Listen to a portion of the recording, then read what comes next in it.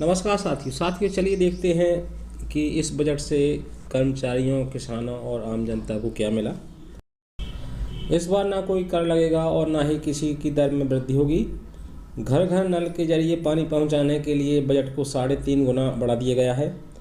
शिवराज सरकार के चौथे कार्यकाल का बजट वित्त मंत्री जगदीश देवड़ा विधानसभा में पेश कर दिया। बजट पूरा आत्मनिर्भर मध्य प्रदेश पर फोकस है।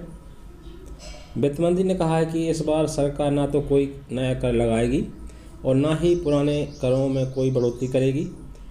स्कूलों में एक साल में 24,200 नए शिक्षकों की भर्ती किए जाएंगे। भोपाल गैस पीड़ितों के लिए पेंशन योजना राज्य सरकार जारी रखेगी। मुख्यमंत्री तीर्थ योजना फिर से शुरू होगी। इससे पहले कहा कि प्रदेश में अगले 2 साल में MBBS की 1,235 सीटें बढ़ाई जाएंगी। 2 इंजीनियरिंग और 5 पॉलिटेक्निक को स्कूल ऑफ एक्सीलेंस बनाया जाएगा। भोपाल और इंदौर में मेट्रो प्रोजेक्ट में 262 करोड़ दिया गया। भोपाल में पुलिस अस्पताल बनेगा और हर जिले में महिला थाना खोला जाएगा। प्रदेश में स्वास्थ्य सुविधाओं में सुधार के लिए मिशन निरामय योजना लागू की जाएगी।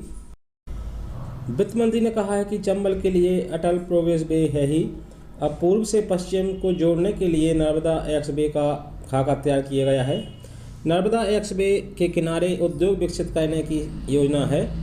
इस बार का बजट 2,40,000 करोड़ का होगा। बजट में भोपाल के गैस पीड़ितों के लिए बड़ा ऐलान किया गया है। केंद्रीय पेंशन योजना बंद होने के बाद अब पीड़ितों को राज्य सरकार के स्वयं के स्तर से पेंशन उपलब्ध कराएगी। किसानों के लिए बजट में विशेष प्रावधान किया गया है। जगदीश देवड़ा ने कहा है कि किसानों को बगैर ब्याज के ऋण देने के लिए 1,000 करोड़ रुपए का प्रावधान किया गया है।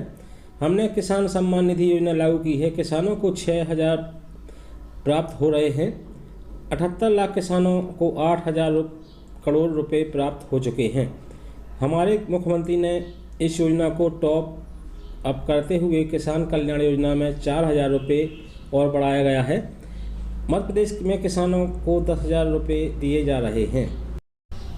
अनाज खरीदी के लिए नई योजना प्रदेश सरकार लाएगी। इसके लिए मार्कफेड और नागरिक आपूर्ति निगम को मदद दी जाएगी।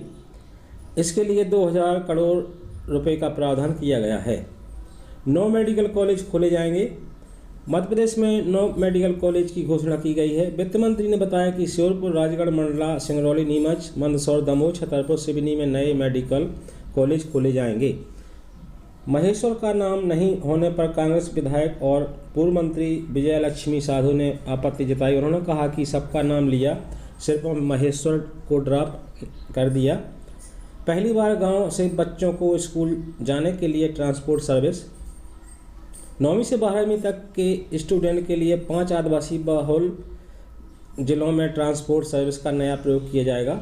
बैतूल के आठनेर, उमरिया के पाली, बालाघाट के बिरसा, झाबुआ और धार जिले के धर्मपुरी में अगले सत्र से अंचल के स्टूडेंट को बस या अन्य यातायात सुविधा के जरिए घर से स्कूल तक लाया और ले जाया जाएगा।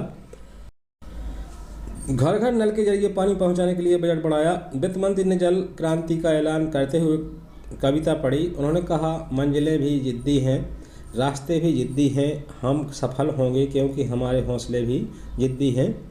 फिर कहा कि गांव और शहरों को घर घर नल के जरिए पानी पहुंचाने के लिए बजट को 3.5 गुना बढ़ा दिया गया है। अब इस पर 5,962 करोड़ रुपए खर्च करेंगे। पहले यह बजट 1,364 करोड़ रुपए का था। जल जीवन मिशन के तहत यह काम पूरा किया जाएगा।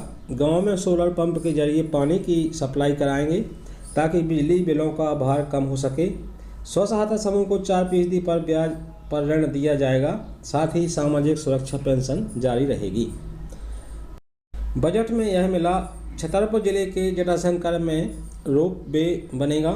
प्रदेश में 2,441 किलोमीटर की नई सड़कें बनाई जाएंगी। 65 नए पुल बनेंगे। 105 रेलवे ओवरब्रिज बनाए जाएंगे। 220 नए सर्व सुविधा युक्त स्कूल बनाए जाएंगे।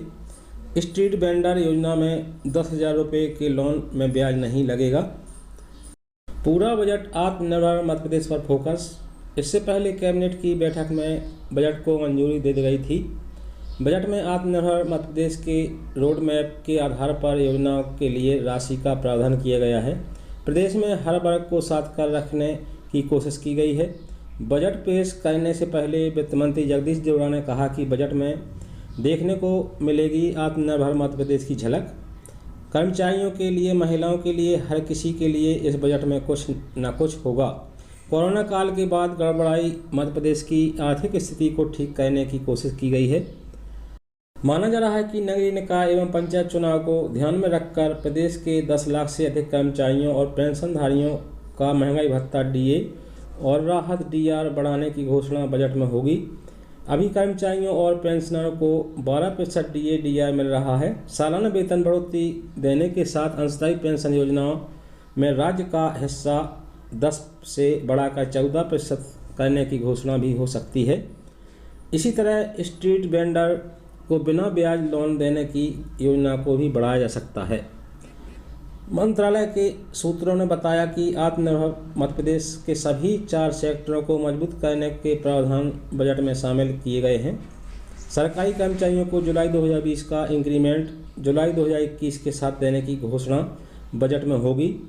इसमें वित्त वर्ष 2021-22 में अधिकतम 25% डीए महंगाई भत्ता की व्यवस्था कर दी गई है। यानी नए वित्त वर्ष में केंद्र सरकार डीए बढ़ाती है तो राज्य सरकार भी बढ़ा सकती है। बजट में नर्मदा एक्स वे और अटल प्रोग्रेस वे के रास्ते में इकोनॉमिक कॉरिडोर और इंडस्ट्रियल निवेश को बढ़ाने के लिए नए प्रावधान होंगे। राज्य सरकार इसके लिए प्रोत्साहन पैकेज की बात कर सकती है।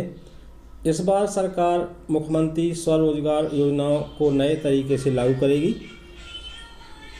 महिला स्व सहायता समूह का विस्तार, कृषक उत्पादन समूह का गठन, सहकारी समितियों से युवाओं को जोड़ने समेत दूसरे कार्यक्रमों के लिए बजट में प्रावधान किया जा सकता है।